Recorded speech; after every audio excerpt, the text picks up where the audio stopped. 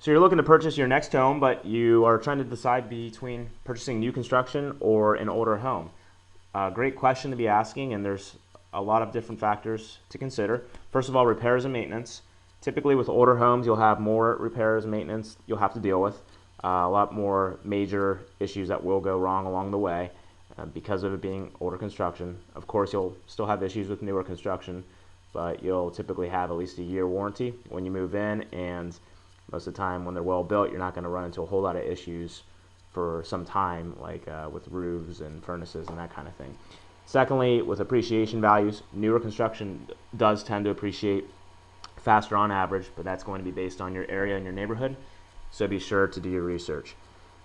Third, risk of development. What I mean by this is you do run the risk, if you look into new construction, of not having what you expected in terms of the neighborhood.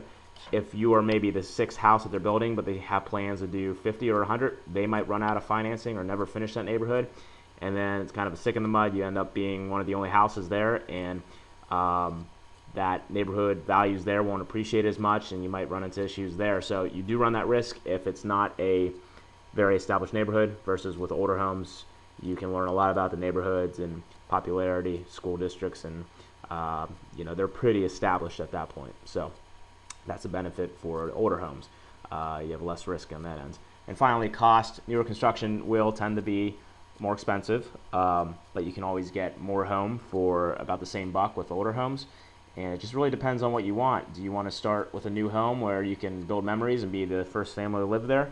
Is that not so much an issue for you?